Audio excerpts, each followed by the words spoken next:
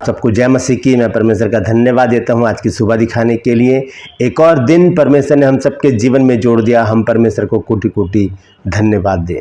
एक नया संदेश लेकर मैं आपका दोस्त पास्टर राज मैसी आपके सम्मुख उपस्थित हूं और आप देख रहे हैं मेरा यूट्यूब चैनल जिसका नाम है ब्रदर राज मैसी। मैं आपसे गुजारिश करता हूं मेरे इस चैनल को सब्सक्राइब कीजिए, बेल आइकन को दबाइए ताकि नोटिफिकेशन आपके पास पहुंचे, नया वीडियो नई जानकारी बिना व्यवधान के आपके पास पहुंच जाए। मेरे वीडियोस को लाइक कीजिए और शेयर कीजिए और कमेंट्स बॉक्स में आकर मुझसे ज़रूर बातचीत कीजिए। Praise the Lord. कल से मैंने एक और बात शुरू की है कि बाइबल का जो इतिहास है उसके बारे में हम शॉर्ट वीडियो में जानेंगे। कल मैंने बताया था कि बाइबल कितने सालों में लिखी गई और कितने लोगों ने उसको लिखा है। आज भी एक छोटी सी जानकारी मैं आपके सम्मुख लेकर आऊँगा, ज़रूर देखिएगा। इसी चैनल पर है, शॉर्ट वीडियो है, 1 मिनट के अंदर वो समाप्त हो जाएगा। Praise the Lord. और आज का जो सवाल है ट्रू पल्स में वो है कि यदिद्या किसका नाम था। बहुत फेमस राजा है बाइबल का और बहुत माना हुआ नाम है। आप सब जानते हैं तो कमेंट्स में लिख दीजिए, नहीं जानते तो डिस्क्रिप्शन में आपको इस सवाल का जवाब मिल जाएगा। और मैं आपको बता दूं कि ये सैमुअल की पुस्तक से मैंने इस सवाल को लिया है। आज का जो वचन है वो मैं आपको बता दूं। आज मैं 3 बातें आपके साथ शेयर करना चाहता हूं क्योंकि भजन संहिता 37 अध्याय और उसका 8 पद हमें कुछ बातें बताता है। ये 3 बातें ऐसी हैं जो हमारे जीवन में चलती रहती हैं और हम इन्हें छोड़ते नहीं हैं। बहुत ज़रूरी है इनको छोड़ना। तो आज का शीर्षक है कि ये 3 बातें आज ही छोड़ दें, आज ही छोड़ दें, क्योंकि ये बाइबल के खिलाफ है, परमेश्वर के खिलाफ है। ये तीनों बातें हमें परमेश्वर से दूर ले जाती हैं, हमारी आशीषों को रोक देती हैं और बहुत सारी परेशानियां, चिंताएं हमारे जीवन में बढ़ती चली जाती हैं, क्योंकि इन बातों से कोई फ़ायदा ही नहीं है, कोई फ़ायदा नहीं है, नुकसान ही नुकसान है। बहुत बड़ा नुकसान तो यह है कि हम परमेश्वर से दूर हो जाते हैं। तो ऐसी क्या 3 बातें हैं वो मैं आपको आज बताने जा रहा हूं। तो बने रहिए मेरे साथ, पूरा संदेश सुनिए और इसे शेयर भी कीजिए ताकि और भी लोग इन वेद की बातों को जान सके। आज हम भजन संहिता 37 अध्याय के 8 पद के रहस्य को खोलेंगे। आज देखेंगे कि परमेश्वर उस वचन के द्वारा मुझसे और आपसे क्या बातचीत करना चाहता है। Praise the Lord. आइए एक छोटी सी प्रार्थना करते हैं, उसके बाद आज के वचन में चलेंगे। प्रभु जी, मैं धन्यवाद देता हूँ आज की सुबह दिखाने के लिए और विनती करता हूँ प्रभु जी आज के वचन को भी शेयर करने मेरी मदद सहायता कर। मेरे होठों को, मेरे दिल दिमाग को छूकर ब्लेस कर। मेरी आत्मा और मेरा शरीर तेरे ही कब्जे में रहे, ताकि बोलने वाला मनुष्य नहीं बल्कि तेरा आत्मा हो। जो भी गूढ़ भेद की बातें आज के इस वचन में छिपी हैं वो हम पे प्रकट करना प्रभु, ताकि हम उन वचनों को जाने और उसी के अनुसार अपने जीवनों को व्यतीत करने वाले बन सकें। जितने भी लोग इस वचन को देख रहे हैं, सुन रहे हैं, उन सब पर मैं तेरी आशीष बोलता हूँ प्रभु जी। हर एक को आशीषित कर, हर एक की रोग बीमारी, चिंता, परेशानी, दुख, तकलीफें, लड़ाई झगड़े, मनमुटाव, बांझपन, कर्जा, नशा, बेरोजगारी, कमी, घटिया, बुरी बीमारी, तलाक की समस्याएं और बहुत से लोगों के केस पेंडिंग पड़े हैं प्रभु जी अदालत में, वो केस भी तेरे बच्चे जीतने पाए प्रभु। ऐसा आश्चर्य कर्म अपने बच्चों के जीवन में कर। मैं जानता हूं तूने मेरी इस प्रार्थना को सुन लिया है प्रभु जी। मैं उन लोगों के लिए प्रार्थना करता हूं जो खो गए हैं, उन्हें अपनी निगरानी में वापस लेकर आ ताकि उन घरों में भी आनंद मनाया जाए। आज के वचन को प्रचार करने में मेरी मदद सहायता कर प्रभु जी। आज हमारे हृदय की गुड़ाई कर ताकि जो वचन का बीज बोया जाए वो फलवंत हो और वो 30, 60 नहीं 100 गुना, हजारों गुना फल लेकर आए। धन्यवाद देता हूँ प्रभु, तूने मेरी प्रार्थना को सुन लिया। यीशु मसीह के नाम से मांगता हूँ, आमीन, आमीन, फिर आमीन। Praise the Lord. तो आइए आज के संदेश को हम शुरू करेंगे। संदेश है कि ये 3 काम आज ही छोड़ दें, आज ही छोड़ दें।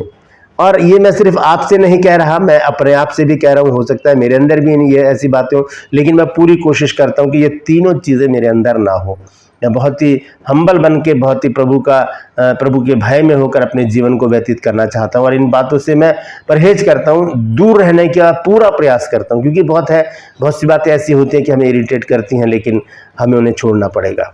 Praise the Lord. तो आइए देखते हैं सबसे पहले उस संदेश को जो भजन संहिता 37 अध्याय और उसके 8 पद में लिखा हुआ है। आइए देखेंगे भजन संहिता 37 वर्स 8। परमेश्वर का वचन हमें यहाँ पर बताता है कि ये 3 बातें जो हैं वो हमारे जीवन में नहीं होनी चाहिए। अगर वो तीनों बातें हैं तो फिर उससे बहुत बड़ी समस्या हमारे जीवन में आ सकती है। तो यहाँ पर लिखा है, क्रोध से परे रह और जलजलाहट को छोड़ दे, मत कुड़, उससे बुराई ही निकलेगी। 3 बातें लिखी हैं यहाँ पर। क्या क्या है? क्रोध और दूसरी बात है जलजलाहट, और तीसरी बात है कुड़ना। 3 बातें लिखी हैं, क्रोध, जलजलाहट और कुड़ना। दोस्तों ये तीनों बातें हर मनुष्य के अंदर लाजमी है, होती हैं। बहुत से लोगों के अंदर इसलिए होती है क्योंकि वो उनको प्राउड होता है कि हम अच्छे ओहदे पर हैं, हम अच्छे खानदान से हैं, हम ज़्यादा पैसे वाले हैं, और बहुत सारी बातें जो हमारे अंदर घमंड पैदा करती हैं। उससे क्या आता है, घमंड क्रोध को उत्पन्न करता है और जलजलाहट को उत्पन्न करता है, कुड़कुड़ाहट को उत्पन्न करता है। तो ये तीनों चीज़ों का जो ज्ञाता है, जन्मदाता है, वो है घमंड। तो इन चीज़ों से बचने के लिए सबसे पहले तो हमें घमंड को छोड़ना पड़ेगा।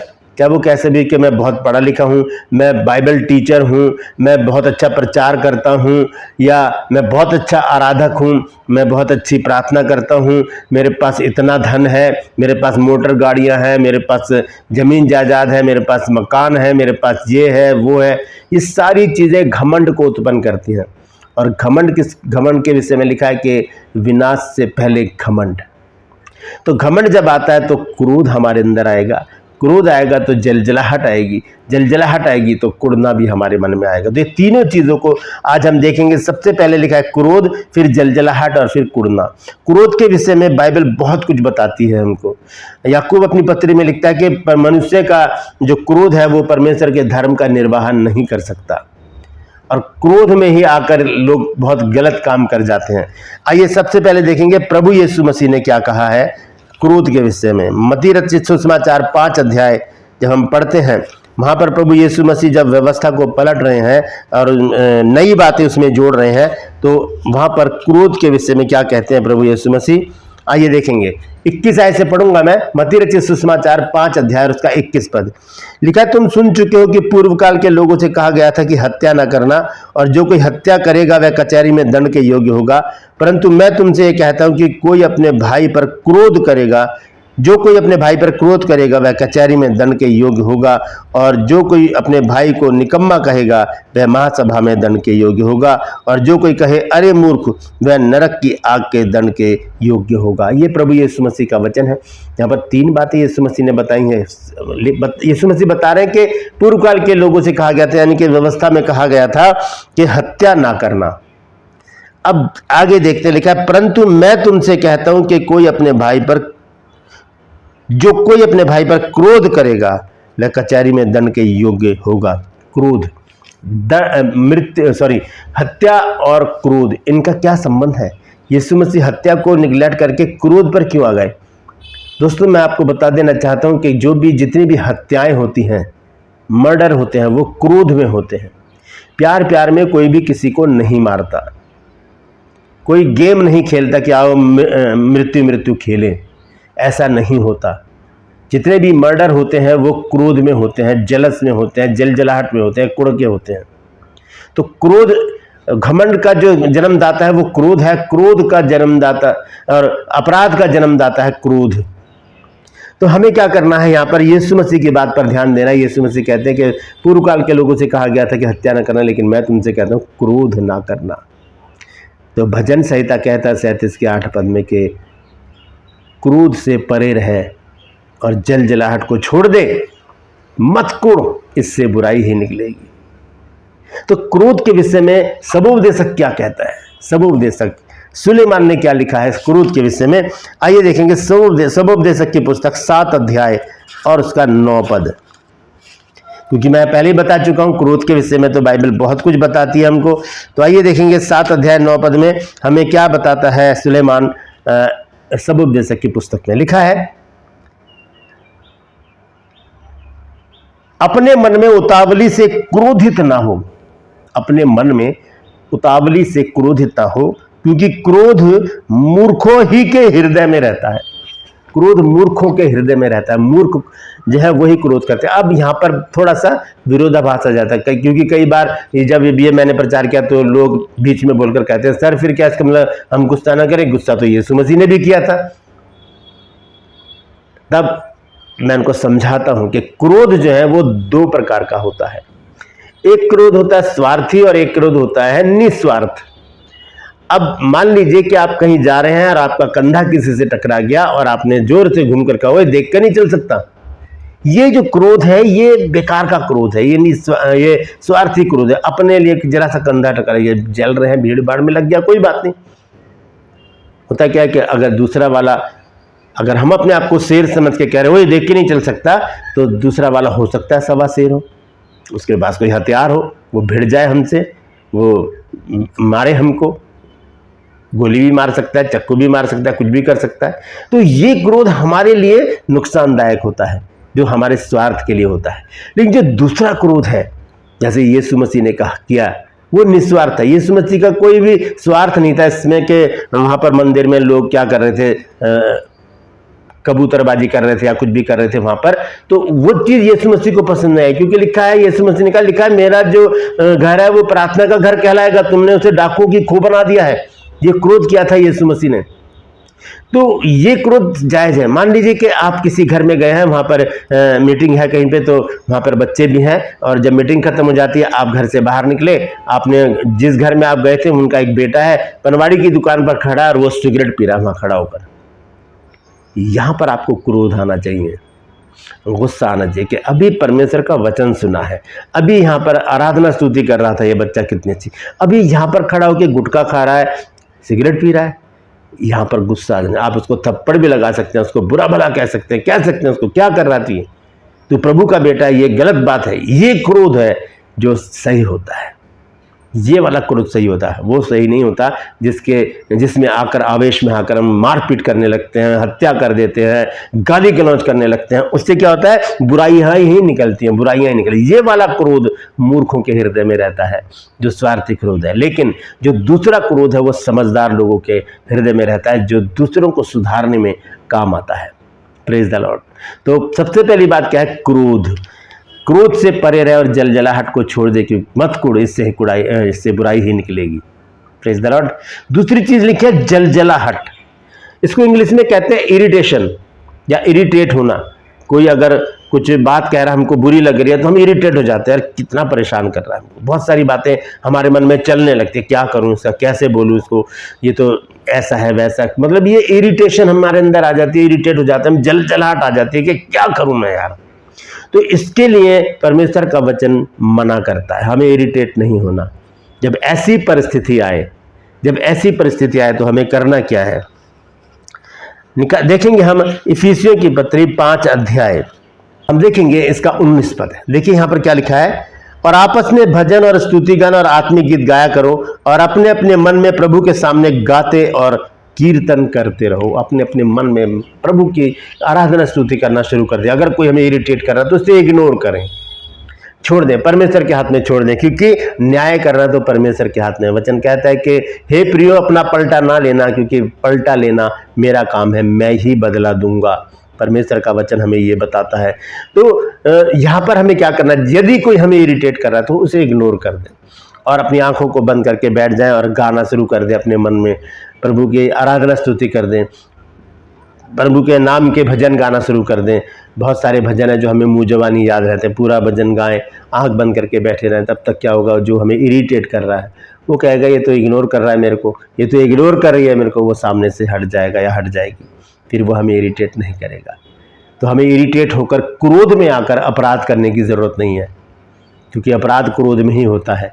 तो इरिटेशन हमें क्या कर देती है, क्रोध में ले आती है, अपराध में ले आती है, गलत काम करने पर हमें आमादा कर देती है। अगर हम इरिटेट हो रहे हैं, कोई हमें इरिटेट कर रहा है, बोल रहा है, बड़बड़ करे जा रहा है, हम बहुत परेशान हो गए, उसकी सुनते जा रहे हैं, इरिटेट होते चले जा रहे हैं, ऐसे मौके पर हम उसे बोलना शुरू कर देंगे, तमीज नहीं है तेरे को, बदतमीज, ये वो, गालियाँ गलौच, बहुत सारी बातें हो जाएंगी, और हो सकता है हाथापाई भी हो जाए।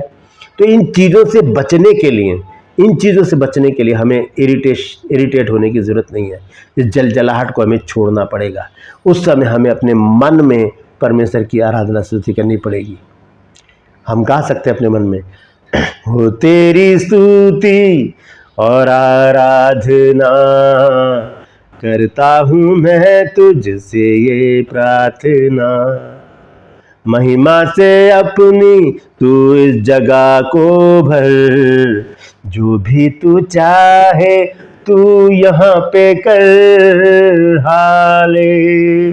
हालेलुया हालेलुया हालेलुया हाले हालेलुया हालेलुया हालेलुया।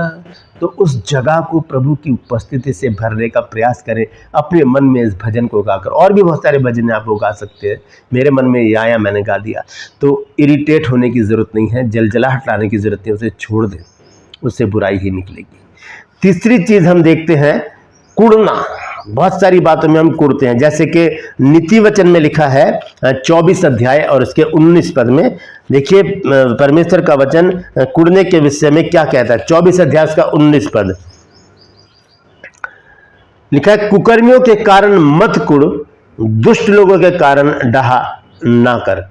लिखा कुकर्मियों के कारण मत कुड़। और यही बात भजन संहिता जो हम पढ़ रहे हैं 37 अध्याय उसके ऊपर भी लिखा है। 8 आयत पर आज हम मनन कर रहे हैं, लेकिन 7 आयत में ये बात लिखी हुई है कि कुकर्मियों के कारण मत कुड़। आइए उसको भी देखते हैं। लिखा है कि यहोवा के सामने चुपचाप रहे और धीरज से उसका आसरा रख, उस मनुष्य के कारण ना कुड़ जिसके काम सफल होते हैं और वह बुरी युक्तियों को निकालता है। ऐसे हमें क्या करना है, कुड़ना नहीं है। कुड़ेंगे तो मुंह से बातें निकलेंगी, बुड़बुड़ाहट निकलेगी, गालियां निकलेंगी, बुराइयां निकलेंगी, चुगलियां निकलेंगी।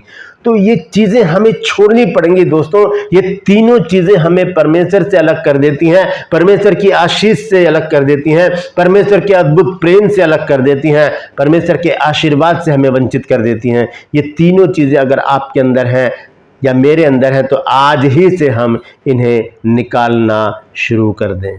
अपने क्रोध को दूर करें, अपने इरिटेशन को दूर करें। और कुड़ने का मतलब है, इंग्लिश में इसको कहते हैं अपसेट हो जाना, किसी की बात से अपसेट हो जाना। यार ये तो इतने कामयाब होते जा रहे हैं, हम कुछ इतनी प्रार्थनाएं करते हैं, इतनी मेहनत करते हैं, हमारा कुछ नहीं हो रहा, हम कुड़ने लगते हैं वहाँ पर।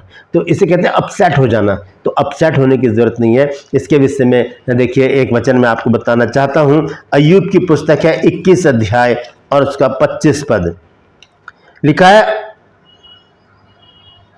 और कोई अपने जीव में कुड़ कुड़ कर बिना सुख भोगे मर जाता है। बिना सुख भोगे, इसका मतलब अगर हम कुड़ते रहेंगे तो हमें कोई सुख नहीं मिलेगा, दुख में बिंधे रहेंगे हम, दुख परेशानियां चिंताएं हमको घेरे रहेंगी। तो हमें क्या करना है, क्रोध से परे रहना है, जलजलाहट को छोड़ना है, कुड़ना नहीं है, क्योंकि इन तीनों चीजों से बुराई निकलती है, बुराई निकलती है। और बुराई जो है वो हमें परमेश्वर से अलग ले जाती है, अलग कर देती है हमको परमेश्वर से। तो इसीलिए यहाँ पर मैं बताना चाहता हूँ कि जब हम कुड़ते हैं, जब हम अपसेट हो जाते हैं, दूसरों की बातें हमें बुरी लगने लगती हैं, दूसरों की सफलता हमें बुरी लगने लगती है, दूसरों का जो आत्मिक उन्नति हमें बुरी लगने लगती है, क्योंकि हम तो वहां तक पहुंचे नहीं, ये कैसे पहुंच गए, हमारे पास तो ये है नहीं, इनके पास कैसे। तो ये कुड़ना हमें परमेश्वर से अलग कर देता। हमें करना क्या चाहिए ऐसी परिस्थिति में, हमें प्रार्थना करनी चाहिए, हमें प्रार्थना करनी चाहिए। तो पहली बात हमने देखी, क्रोध से परे रहना हमको, हमें स्वार्थी क्रोध नहीं करना, निस्वार्थ क्रोध करें जिससे दूसरे का भला हो। दूसरी चीज है जलजलाहट को, इरिटेशन को हमें छोड़ना है। उस समय जब हम इरिटेट होते हैं हमें आराधना करनी है। तीसरी चीज है हमें अपसेट नहीं होना किसी भी बात से, हमें कुड़ना नहीं है। अगर ऐसी परिस्थिति आती है तब हम प्रार्थना करें तो प्रभु ये कुड़ना मेरे अंदर से निकाल दे, क्योंकि मैं अपने जीवन को व्यर्थ गंवाना नहीं चाहता। क्योंकि अय्यूब ने लिखा है 25 आयत में, 21 की 25 आयत में कि और कोई अपने जीव में कुड़ कुड़ कर बिना सुख भोगे मर जाता है। बहुत सारी बातें होती है, जैसे संत पौलुस ने भी कहा कि जो कोई दान करे तो हर्ष से करे, कुड़ कुड़ कर दान ना करे, क्योंकि वो परमेश्वर के पास नहीं पहुंचेगा। बहुत सारी बातें हमें कुड़कुड़ाहट हमारे अंदर पैदा करती हैं, हमें अपसेट करती हैं। तो हम इन बातों से दूर रहें, हम सिर्फ परमेश्वर की आराधना करते रहें, परमेश्वर से प्रार्थना करते रहें, परमेश्वर के लोगों के साथ संगति बनाकर रखें, परमेश्वर के वचन को पढ़ते रहें। परमेश्वर हमें ऊंचे स्थान पर खड़ा कर देगा। Praise the Lord. 3 बातों को याद रखिएगा दोस्तों। क्रोध से परे रहना है, जलजलाहट को छोड़ देना है और कुढ़ना नहीं है। जब क्रोध आए तो परमेश्वर से प्रार्थना करें, प्रभु ये क्रोध मेरे अंदर से निकाल, क्योंकि मैं मूर्ख बनना नहीं चाहता, मैं मूर्ख बनना नहीं चाहती। जलजलाहट आए, इरिटेशन हो तो आराधना स्तुति शुरू कर दें। कुड़कुड़ाना आए यानी कि अपसेट होने लगें तो प्रार्थना करें। आइए एक हाथ उठाकर प्रार्थना करें प्रभु से। प्रभु जी, हम धन्यवाद देते हैं आज के सुंदर वचन के लिए जो तूने दिया है। मैं विनती करता हूँ, मैं विनती करती हूँ प्रभु कि ये क्रोध, ये जलजलाहट और ये कुड़ना मेरे जीवन से हमेशा के लिए दूर कर दे। मुझे हम्बल बना, मुझे अपने लायक बना प्रभु, ताकि मैं तेरे सामने खड़ी रह सकूं, मैं तेरे सामने खड़ा रह सकूं। प्रभु मुझे अपना बना ले, क्योंकि तू हमारा है प्रभु, तो हमें अपने योग्य बना, ताकि प्रभु जी हम तेरे लिए वो कार्य कर सके जो तू हमसे चाहता है। एक ऐसा जीवन हमें दे प्रभु जो तुझे ग्रहण योग्य हो। धन्यवाद देते हैं प्रभु जी प्रार्थना के सुने जाने के लिए। प्रभु यीशु के नाम से मांगते हैं, आमीन। Praise the Lord. ये छोटी सी प्रार्थना कीजिए, प्रभु इस प्रार्थना को सुनकर जरूर आपके जीवन में काम करेंगे। इस वचन को शेयर कीजिए ताकि और भी लोग इन बातों को जान सके। और यदि आज आपने कुछ नया सीखा है तो कमेंट्स में ज़रूर लिखिए और बताइए कि आपने आज क्या नया सीखा है। Praise the Lord. True pulse में आपका सवाल है कि यदिद्या किसका नाम था? यदिद्या किसका नाम था? सैमुएल की पुस्तक में है, जानते हैं तो कमेंट्स में लिख दीजिए, नहीं तो डिस्क्रिप्शन में आपको इस सवाल का जवाब मिल जाएगा। Praise the Lord. मैं आपसे गुजारिश करता हूँ मेरे इन चैनल्स को सब्सक्राइब कीजिए, बेल आइकन को दबाइए ताकि नोटिफिकेशन आपके पास पहुँचे, नया वीडियो नई जानकारी बिना व्यवधान के आपके पास पहुँच जाए। मेरे वीडियोस को लाइक कीजिए और शेयर कीजिए और कमेंट्स बॉक्स में आकर मुझसे ज़रूर बातचीत कीजिए। Praise the Lord. आज के लिए बस इतना ही, फिर मिलूंगा एक नए संदेश के साथ, एक नया वीडियो लेकर। तब तक के लिए मुझे इजाज़त दीजिए, लेकिन अपना और अपनों का ख्याल रखिए और इन तीनों चीज़ों को आज ही त्याग दीजिए। Praise the Lord. परमेश्वर आप सबको आशीष दे।